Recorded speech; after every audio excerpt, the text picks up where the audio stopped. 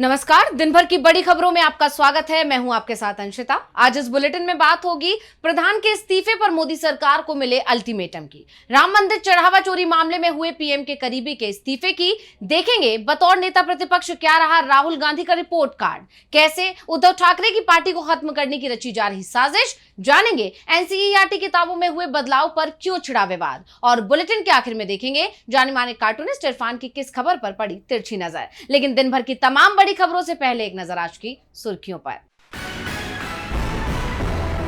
पश्चिम बंगाल के सीएम शुभेंदु अधिकारी का बड़ा ऐलान, कहा राज्य में लागू होगा यूसीसी, तेजी से चल रही तैयारी। कांग्रेस सांसद प्रियंका गांधी का वायनाड दौरा, कई विकास कार्यों का किया उद्घाटन, एलडीएफ पर बोला हमला, कहा पिछली सरकार ने कई परियोजनाएं रोक दी गई थी, हमें पूरी उम्मीद है कि हम बहुत काम कर पाएंगे।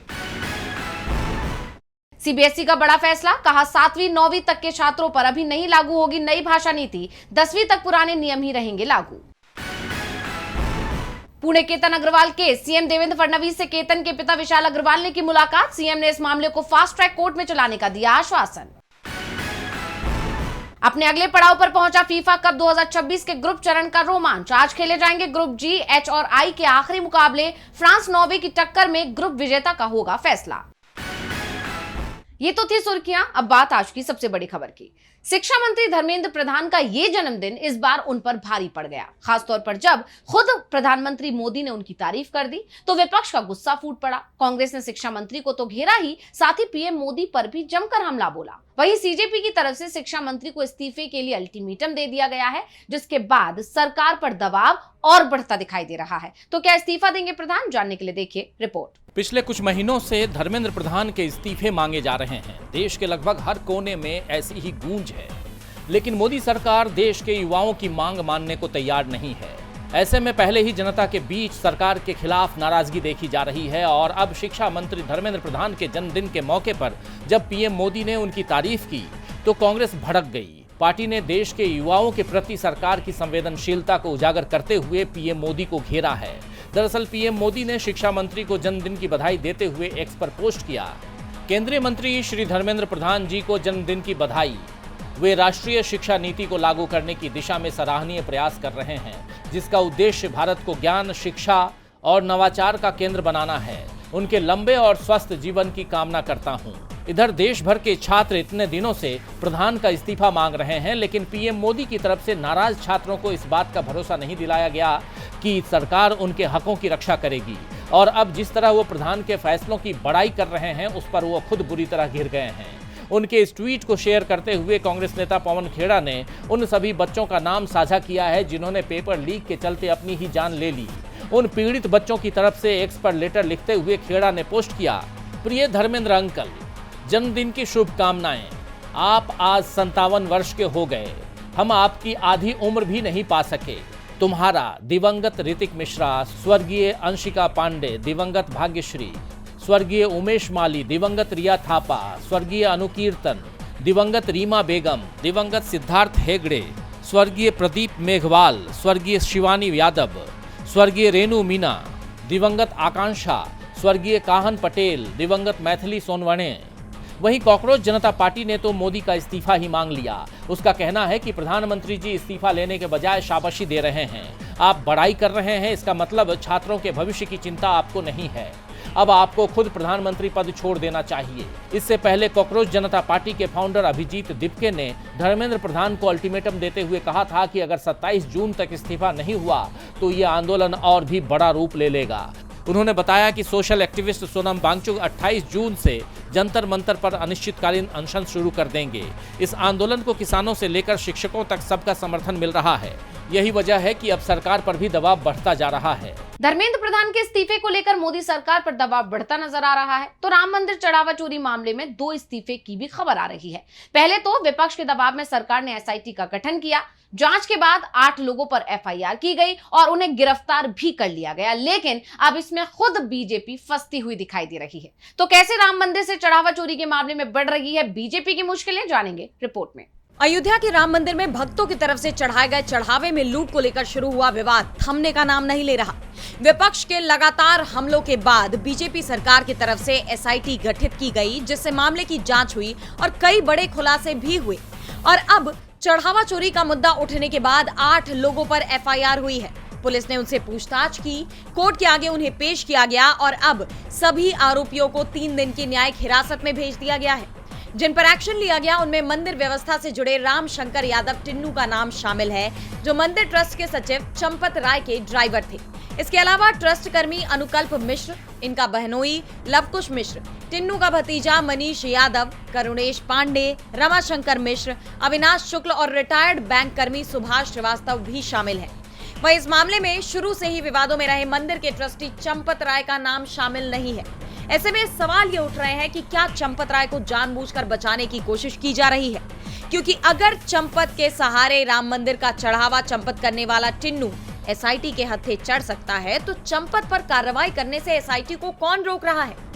इस बीच ये खुलासा भी हुआ कि मंदिर की तरफ से चढ़ावे को लेकर जो ऑडिट कराया गया था उसमें पिछले 3 साल से चोरी की बातें हो रही थी, लेकिन मंदिर ट्रस्ट ने इस पर ध्यान नहीं दिया। इसे लेकर अब सपा प्रमुख अखिलेश यादव ने आरोप लगाया है कि ये सब साजिश है। उन्होंने एक्स पर पोस्ट किया कि जनता कह रही है कि पहले एसआईटी के बहाने सारे सबूत साफ कर दिए गए होंगे और ये निश्चित कर लिया गया होगा कि किन बड़ी मछलियों को बचाना है और किसको फंसाना है।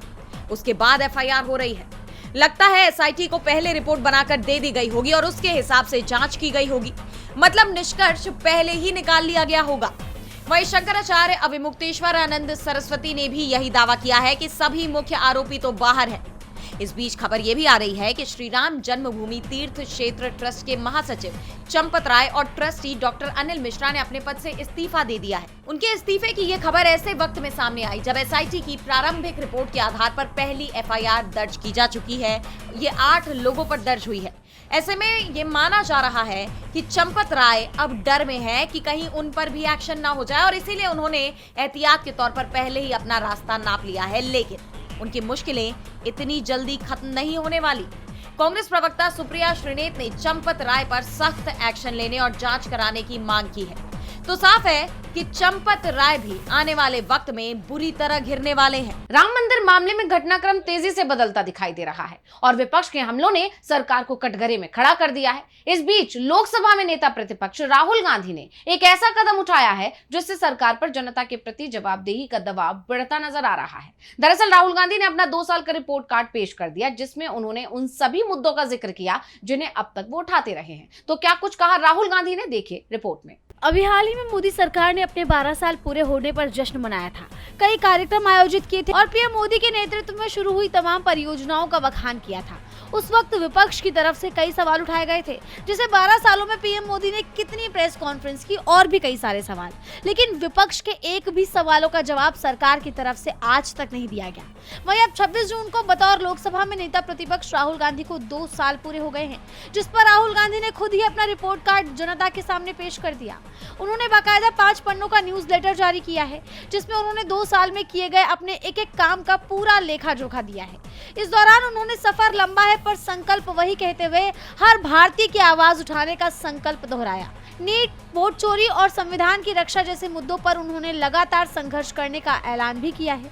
राहुल ने एक्स पर पोस्ट किया कि लोकसभा में नेता प्रतिपक्ष के रूप में आज 2 साल पूरे हो गए। इन 2 सालों का हर दिन एक ही काम रहा, हर भारतीय की आवाज को सत्ता तक पहुंचाना। नीट के छात्रों की लड़ाई हो, वोट चोरी का पर्दाफाश हो या संविधान की रक्षा, हर मोर्चे पर आपके साथ खड़ा रहा, आज भी हूँ, हमेशा रहूंगा। सड़क से संसद तक आपका भरोसा ही मेरी सबसे बड़ी ताकत है।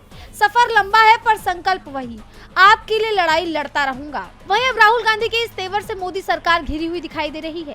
जैसा आप जानते हैं कि राहुल गांधी सड़क से लेकर संसद तक मोदी सरकार की खामियों को उजागर करते हैं, सरकार की गलत नीतियों पर हमलावर दिखाई देते हैं, चाहे पेपर लीक का मुद्दा हो या बढ़ती महंगाई हो या फिर युवाओं में बेरोजगारी। हर मुद्दे पर राहुल गांधी बेहद मुखरता के साथ अपनी बात रखते हैं और जनता के बीच जाकर उनकी परेशानियों को भी सुनते हैं। और अब जिस तरह राहुल गांधी ने संघर्ष जारी रखने की बात कही है, उसे लेकर मोदी सरकार की मुश्किलें बढ़ना तय माना जा रहा है। राहुल गांधी के इस कदम ने मोदी सरकार की मुश्किलें बढ़ा दी हैं। वैसे मुश्किल में तो इस वक्त उद्धव ठाकरे भी नजर आ रहे हैं, क्योंकि उनकी पार्टी टूट के कगार पर पहुंच गई है। आप जानते हैं कि शिवसेना यूबीटी के 6 सांसदों ने पाला बदल लिया है और अब पार्टी विधायकों में भी बगावत की आशंका जताई जा रही है और आरोप शिंदे गुट पर लग रहे हैं। तो क्या है पूरी खबर जानने के लिए देखिए रिपोर्ट। महाराष्ट्र में ऑपरेशन टाइगर 3.0 शुरू हो गया है। खबरें हैं कि शिवसेना यूबीटी के 20 में से 14 विधायकों ने डिप्टी सीएम एकनाथ शिंदे से मुलाकात की है। ये सीक्रेट मीटिंग पिछले 1-2 दिनों में किसी अज्ञात जगह पर हुई। कहा जा रहा है कि 25 जून की शाम एमवीए की समन्वय बैठक बुलाई गई थी।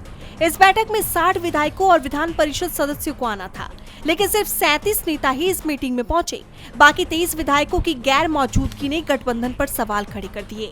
बैठक में उद्धव ठाकरे ने अपनी नाराजगी खुलकर जाहिर की और एक बार फिर बीजेपी पर अपनी पार्टी को तोड़ने का आरोप लगाया।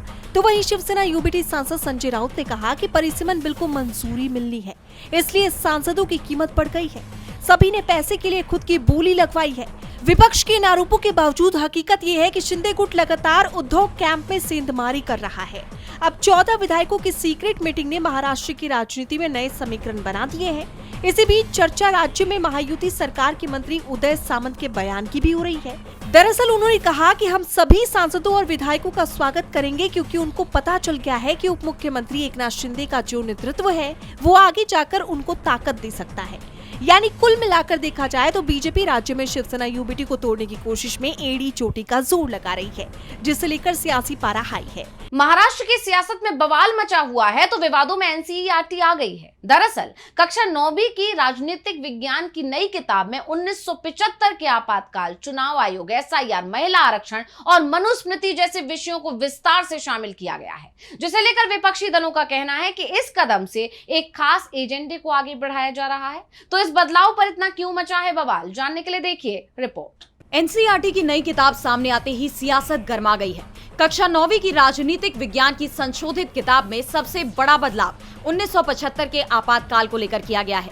किताब में एक नया अध्याय जोड़ा गया है, जिसमें बताया गया है कि किस तरह तत्कालीन प्रधानमंत्री इंदिरा गांधी की सिफारिश पर देश में आपातकाल लागू हुआ, मौलिक अधिकारों को निलंबित कर दिया गया, प्रेस पर सेंसरशिप लगाई गई और विपक्षी नेताओं को जेल भेजा गया। इसी किताब में चुनाव आयोग, स्पेशल इंटेंसिव रिवीजन यानी एसआईआर, महिला आरक्षण और मनुस्मृति जैसे विषयों का भी उल्लेख किया गया है। लेकिन दूसरी तरफ संविधान की प्रस्तावना और धर्मनिरपेक्षता से जुड़े कुछ पुराने संदर्भ हटाए जाने की खबर ने एक नए विवाद को जन्म दे दिया। विपक्ष का आरोप है कि सरकार इतिहास को अपनी सुविधा के हिसाब से पेश कर रही है। इसी कड़ी में कांग्रेस सांसद प्रियंका गांधी ने तो ये तक कह दिया कि वे इसके पक्ष में बिल्कुल नहीं है। उन्होंने कहा कि मुझे लगता है कि राजनीतिक विचारधारा या राजनीतिक निर्णयों के मुताबिक पाठ्यक्रम को बदलने का ये काम, मैं हकीकत में इसके पक्ष में नहीं हूँ। I am not really in favor of that. I think the syllabus should be balanced despite whatever the ideological leanings of the government and all that. दरअसल विपक्ष का आरोप है कि इतिहास के कुछ हिस्सों को ज्यादा उभारा जा रहा है, जबकि कुछ अहम संवैधानिक मूल्यों को कमजोर करने की कोशिश की जा रही है। अगर स्कूली किताबें भी राजनीतिक बहस का हिस्सा बन जाएंगी तो आने वाली पीढ़ी तक एक तरफा सोच पहुंचेगी। फिलहाल ये मामला लगातार गर्माता जा रहा है। एनसीईआरटी किताबों में बदलाव को लेकर गंभीर सवाल उठ रहे हैं, तो सवाल उत्तर प्रदेश में पंचायत चुनाव को लेकर भी उठ रहे हैं। इलाहाबाद हाई कोर्ट ने पंचायत चुनाव टालने और ग्राम प्रधानों को प्रशासक बनाए जाने के फैसले पर योगी सरकार को कड़ी फटकार लगाई है, जिस पर सपा प्रमुख अखिलेश यादव ने भी बीजेपी पर करारा तंज कसा है। देखिए रिपोर्ट। उत्तर प्रदेश की पंचायतों का कार्यकाल 26 मई को खत्म हो चुका है, लेकिन सरकार ने चुनाव कराने की जगह 25 मई को आदेश जारी कर मौजूदा ग्राम प्रधानों को ही प्रशासक नियुक्त कर दिया। इसी फैसले को इलाहाबाद हाई कोर्ट में अरविंद राठौर की तरफ से चुनौती दी गई, जिस पर 26 जून को सुनवाई के दौरान हाई कोर्ट ने सरकार के रुख पर कड़ी नाराजगी जताई और कहा कि ग्राम प्रधानों को प्रशासक के रूप में बने रहने की इजाजत नहीं दी जा सकती। कोर्ट ने 2 टूक कहा कि पंचायत चुनाव टालना असंवैधानिक है और प्रशासकों की नियुक्ति डिवीजन बेंच के पहले आदेश का उल्लंघन है, जो अदालत की अवमानना की श्रेणी में आ सकता है। इतना ही नहीं, हाईकोर्ट ने सरकार से पूछा कि अगर ओबीसी आरक्षण को लेकर कोई आयोग बनाया गया है तो उसकी पूरी जानकारी और रिपोर्ट कोर्ट के सामने पेश की जाए।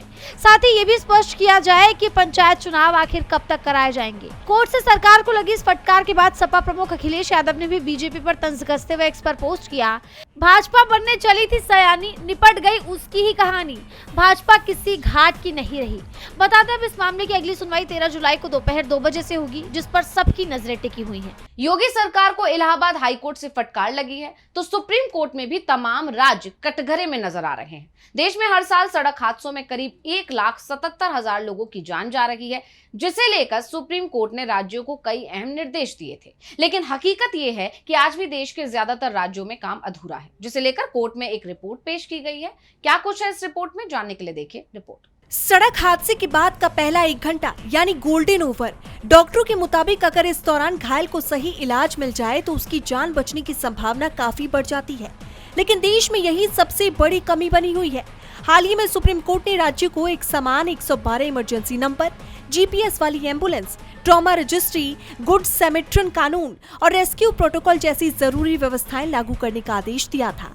लेकिन रिपोर्ट बताती है कि ज्यादातर राज्यों ने अभी तक इन निर्देशों को पूरी तरह लागू नहीं किया।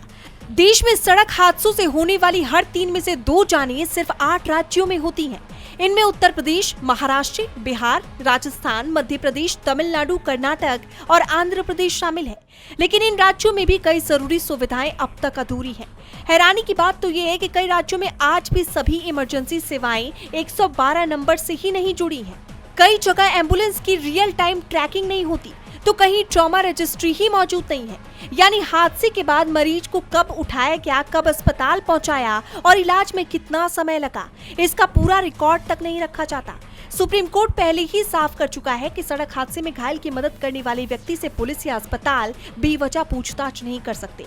इतना ही नहीं, घायल को समय पर अस्पताल पहुंचाने वाले व्यक्ति को 25,000 रुपए तक का इनाम देने का भी प्रावधान है। लेकिन इसके बावजूद कई राज्यों में मदद करने वालों के लिए शिकायत निवारण व्यवस्था तक नहीं बनाई गई है। नीति आयोग और एम्स की रिपोर्ट भी बताती है कि सड़क हादसों में करीब 30% जानें सिर्फ इलाज मिलने में देरी की वजह से जाती हैं।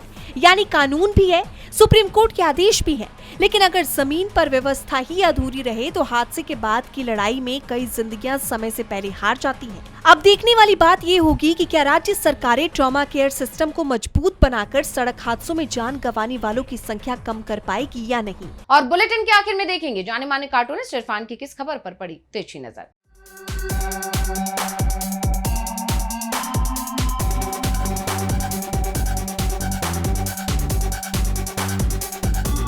केंद्र सरकार ने एक नया शगुफा छोड़ दिया है और कहा है कि नागरिकता के तौर पर, सबूत के तौर पर अब पासपोर्ट को नहीं दिखाया जा सकता है, यानी कि पासपोर्ट को भी उसकी औकात बता दी गई है। इससे पहले राशन कार्ड को, वोटर आई कार्ड को, आधार को, ड्राइविंग लाइसेंस, सभी को कहा जाता था कि ये सारे के सारे आपकी नागरिकता के सबूत हैं। पासपोर्ट जिसमें काफ़ी अहम रोल रखता था, क्योंकि वो विदेशी नागरिकों के काम में भी आता है, ये बताने के लिए कि वो दरअसल में भारतीय हैं, भारतीय नागरिक हैं, इसलिए पासपोर्ट को अपने साथ में रखते हैं। लेकिन उसको भी अब ठिकाने लगा दिया गया है। वैसे भी आज की सरकार के टाइम में किसी की भी जो हैसियत है उसको, उसकी हैसियत बिल्कुल नीचे डाउन कर दी गई है। किसी को भी उसकी अपनी हैसियत के हिसाब से, रुतबे के हिसाब से उसकी जगह नहीं मिल रही है। तो इस बार पासपोर्ट की बारी थी।